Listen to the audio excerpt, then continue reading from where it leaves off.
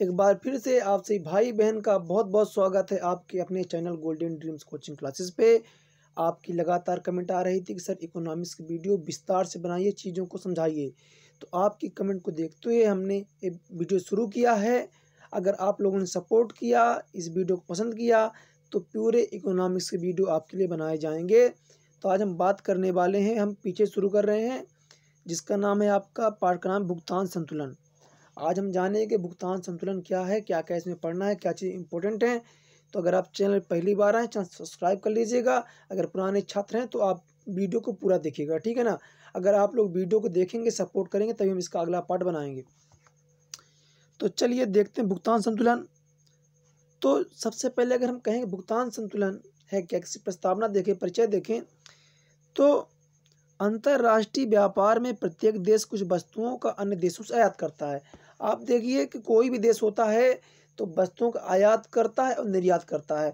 आयात का मतलब होता है जब एक देश दूसरे देश से वस्तु मंगाता है, उसे आयात कहते हैं। जब कोई देश दूसरे देश को वस्तु भेजता है, वहाँ बेचता है, तो उसे हम क्या कहते हैं, निर्यात कहते हैं। समझें, जैसे मान लीजिए अपना देश है भारत, अगर भारत अमेरिका से कोई वस्तु मंगा रहा है तो उसे हम कहेंगे आयात, और भारत अमेरिका के लिए कोई वस्तु भेज रहा है तो हम क्या कहेंगे, निर्यात कहेंगे।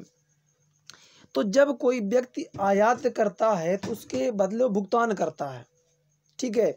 अब जब कोई वस्तु निर्यात होती है, यानी बेची जाती है दूसरे देश पे, तो वहां से राशि हमको मिलती है, ठीक है। तो इन राशि जो आयात और निर्यात होते हैं अंतर्राष्ट्रीय व्यापार में, इनकी वास्तविक स्थिति का ज्ञान के लिए हमें क्या करना है, इनका मूल्य का ज्ञान होना आवश्यक है कि एक्चुअल में इन वस्तुओं का मूल्य कैसा है। इस संबंध में व्यापार संतुलन तथा भुगतान संतुलन काफी महत्वपूर्ण शब्द हैं, ठीक है ना। तो हम जानेंगे कि व्यापार संतुलन क्या है और भुगतान संतुलन क्या है। बात समझे आप। देखिए, जब अंतर्राष्ट्रीय व्यापार होता है तो वहाँ वस्तुओं का आदान प्रदान होता है ना। अंतर्राष्ट्रीय व्यापार मतलब है जब एक देश से दूसरे देश में व्यापार होता है तो वहाँ वस्तुओं का आदान, जैसे हम अपने देश पे आप कोई वस्तु खरीदते हैं, कोई बेचता है, ऐसे विदेशों में एक देश से दूसरे देश के लिए वस्तु भेजी जाती है और खरीदी जाती है, तो वही आयात निर्यात है। अगर एक देश दूसरे देश को वस्तु बेचता है तो निर्यात है, दूसरे देश से मंगाता है तो आयात है। अब वस्तु का आयात और निर्यात तो फ्री में होगा नहीं, उसके लिए भुगतान करना पड़ेगा। तो वही भुगतान की मूल्य की स्थिति जानने के लिए हमें व्यापार संतुलन और भुगतान संतुलन का ज्ञान होना आवश्यक है। तो चलिए सबसे पहले हम देखते हैं व्यापार संतुलन का अर्थ। एक्चुअल में व्यापार संतुलन हमारा होता क्या है, पहले मैं पढ़ देता हूँ, फिर मैं आपको समझाता हूँ, है ना। आप लोग वीडियो पूरा देखेंगे, काफ़ी मज़ा आने वाला है आपको, चीज़ें आपके लिए काफ़ी इजी हो जाएंगी, काफ़ी आसान समझाऊंगा मैं आपको। तो देखते हैं, व्यापार संतुलन किसी देश के आयातों और निर्यातों का अंतर होता है, ठीक है ना। जो व्यापार संतुलन होता है, किसी देश के आयात और निर्यात का अंतर होता है। किसी देश का व्यापार संतुलन या तो अनुकूल हो सकता है अथवा प्रतिकूल हो सकता है। जब एक देश के आयातों की तुलना में उसके निर्यात अधिक होते हैं तो अनुकूल व्यापार संतुलन कहते हैं। इसके विपरीत जब निर्यातों की तुलना में आयात अधिक होते हैं उसे हम प्रतिकूल व्यापार संतुलन कहते हैं। समझाता हूँ मैं आपको, समझें कि व्यापार संतुलन है क्या एक्चुअल पे।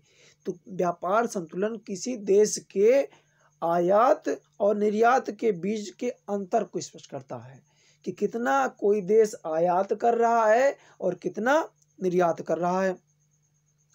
समझे बात को आप कि व्यापार संतुलन क्या है।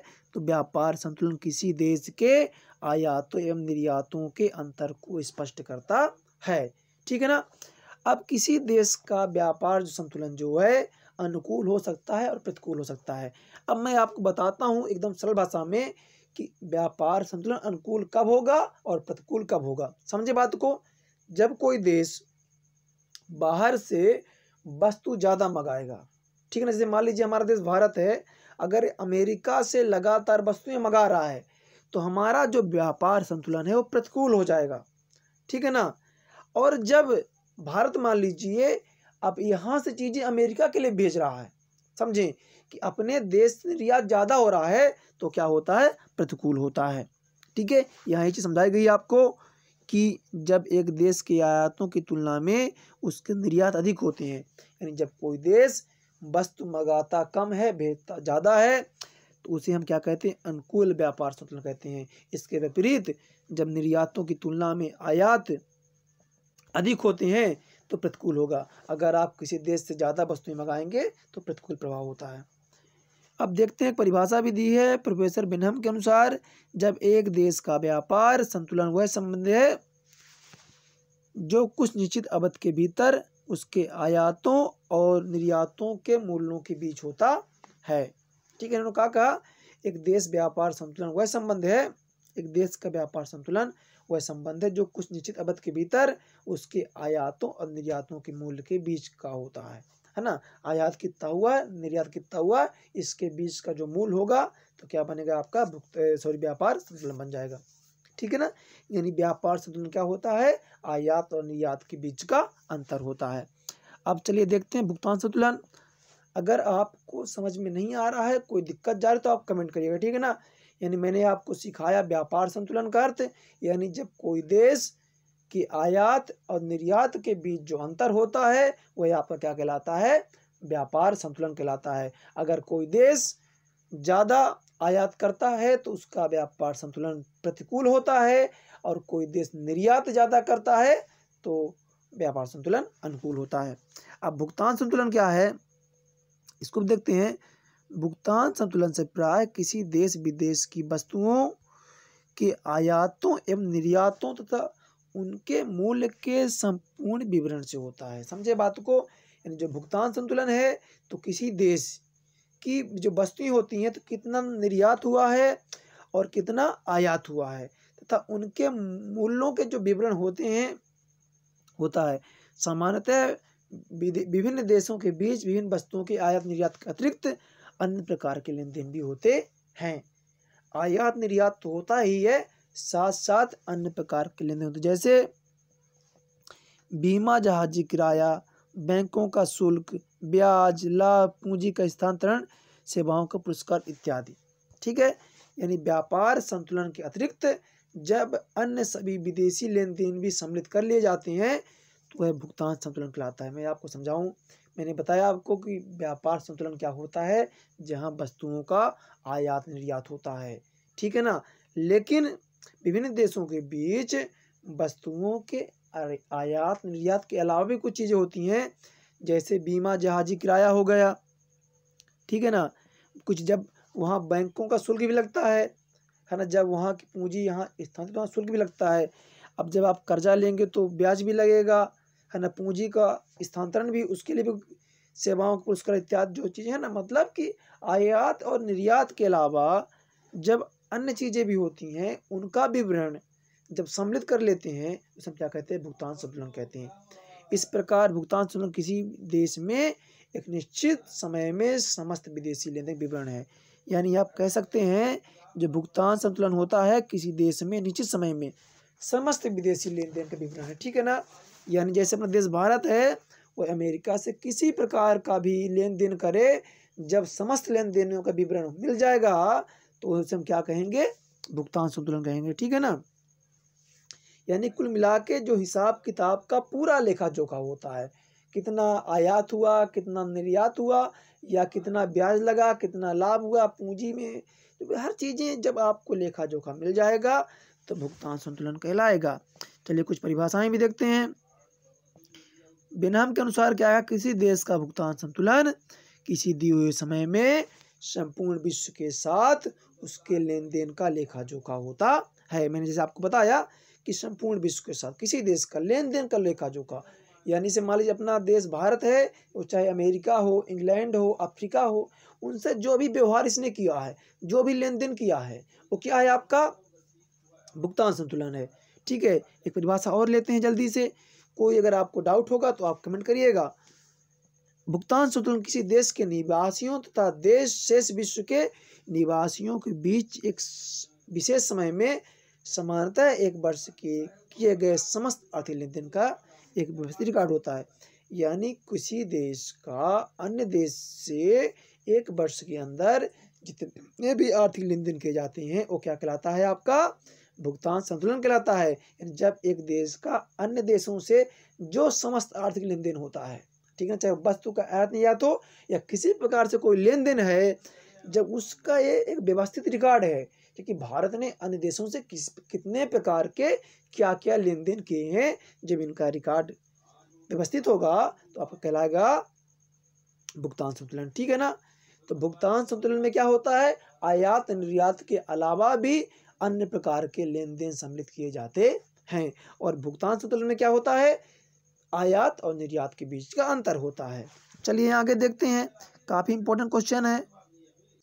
और परिभाषा दी है प्रोफेसर एल्वर्थ के अनुसार, आप जितनी चाहें दो तो लिखना, ज़्यादा नहीं लिखना आपको। इन्होंने कहा कि भुगतान संतुलन एक देश के निवासियों और शेष विश्व के बीच किए गए समस्त लेन देनों का लिखित विवरण है। यह किसी दिए समय सामान्यतः एक वर्ष के लिए होता है। एक वर्ष में जो भी लेन देन हुआ है उसका लिखित विवरण क्या है, भुगतान संतुलन है। अब देखिए, जो भुगतान संतुलन के अंतर्गत की जाने वाली वस्तुओं के आयातों और निर्यातों को दो भागों में बांटा गया है। एक है आपका दृश्य आयात निर्यात और एक है आपका अदृश्य, है ना। एक है आपका दृश्य आयात निर्यात, दूसरा है अदृश्य आयात निर्यात। तो चलिए हम सबसे पहले देखते हैं दृश्य आयात निर्यात को। देखिए, जो आपका दृश्य आयात निर्यात मतलब जो चीज़ दिखाई दे, देखें दृश्य आयात निर्यात अंतर्गत उन वस्तुओं के आयात निर्यात शामिल किए जाते हैं जिनका बंदरगाह में रखे गए रजिस्टर में लेखा जोखा होता है ना। इसे देखकर वर्ष भर में किए गए आयातों निर्यातों के मूल्य प्राप्त किए जा सकते हैं, इसलिए इसे हम क्या कहते हैं, दृश्य मध्य कहते हैं। इसमें केवल वस्तुओं के आयात निर्यात को समझ, दृश्य मध्य जो दिखाई देती हैं, यानी वो तो वस्तुएं दिखाई देंगी, ठीक है। तो जो बंदरगाह में रजिस्टर में जिन वस्तुओं का लेखा जोखा किया जाता है ना, यहाँ दिया गया है कि दृश्य अर्थात निर्यात के अंतर्गत उन वस्तुओं के, है ना, दृश्य आयात निर्यात के अंतर्गत उन वस्तुओं के आयात निर्यात को शामिल किया जाता है जिनका बंदरगाह में रखे रजिस्टर में लेखा जोखा रहता है। जिन वस्तुओं का लेखा जोखा बंदरगाह पे रजिस्टर पे होगा वो दृश्य आयात निर्यात कहलाएंगे। ठीक है, इसे देखकर हम क्या करते हैं, वर्ष भर में किए गए आयातों और निर्यातों के मूल्य प्राप्त कर सकते हैं, इसलिए इसे दृश्य मध्य कहा जाता है।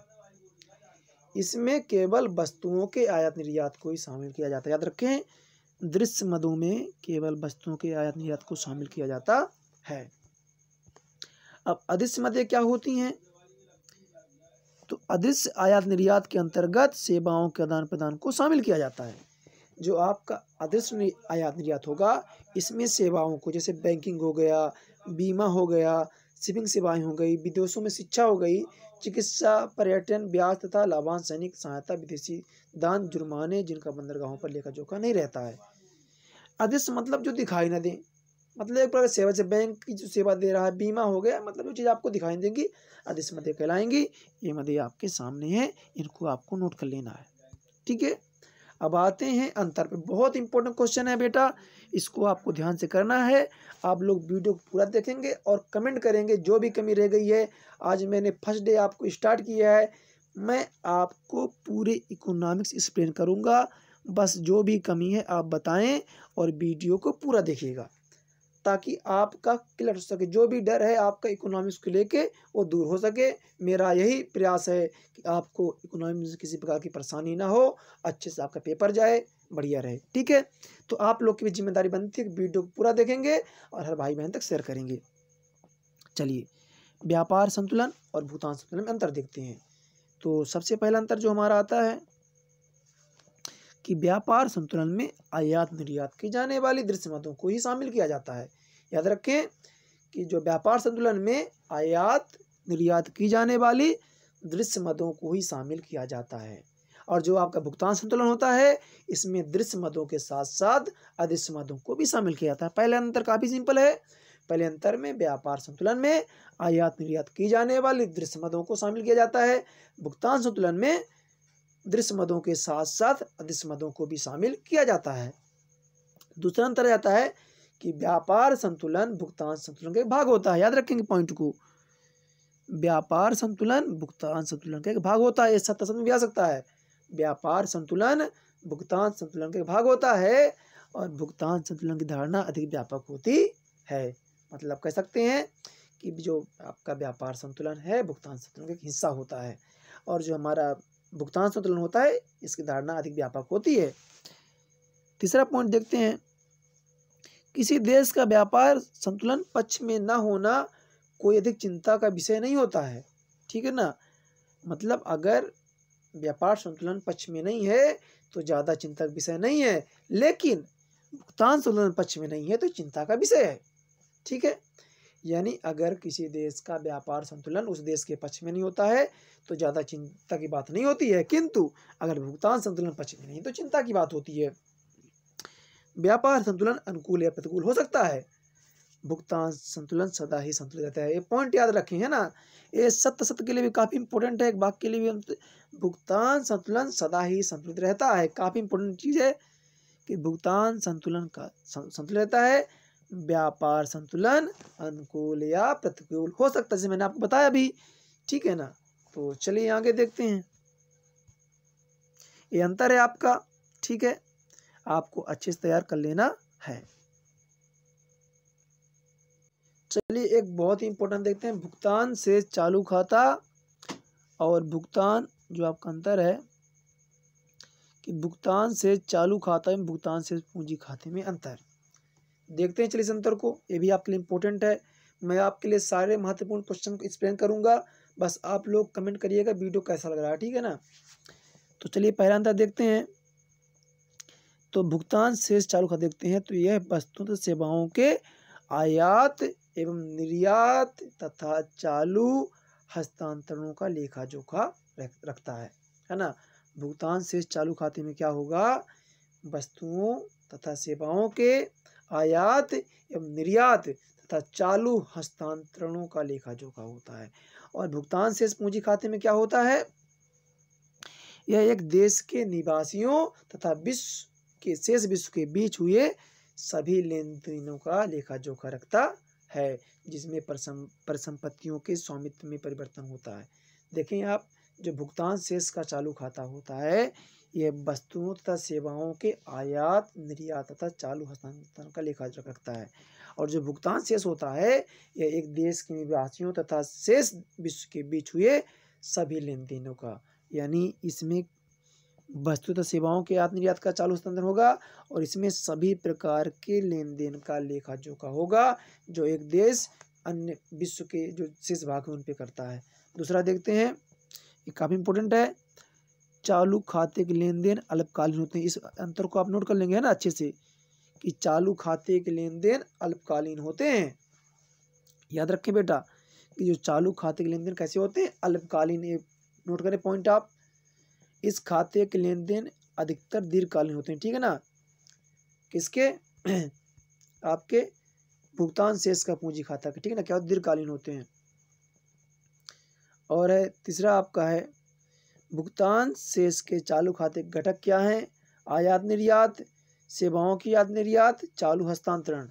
ठीक है ना, और इसमें क्या है, घटक क्या है, उधार, विदेशी निवेश। ठीक है, इस तरह से आपका ये अंतर कंप्लीट हुआ। एक और अंतर देखते हैं, इंपॉर्टेंट ही है आपका ये भी, ये तो बहुत इंपॉर्टेंट है, यहाँ से आपका ऑब्जेक्टिव बन सकता है ना। जितना मैं कह रहा हूँ उतना आप करते जाइएगा। देखिए पहला अंतर देखते हैं, अंतर किसमें आपको नोट करना है, व्यापार शेष तथा चालू शेष में अंतर, चालू खाता शेष में, सॉरी। तो व्यापार शेष क्या है, तो यहाँ पे आपको समझाया गया है कि व्यापार शेष बराबर भौतिक वस्तुओं का निर्यात माइनस भौतिक वस्तुओं का आयात।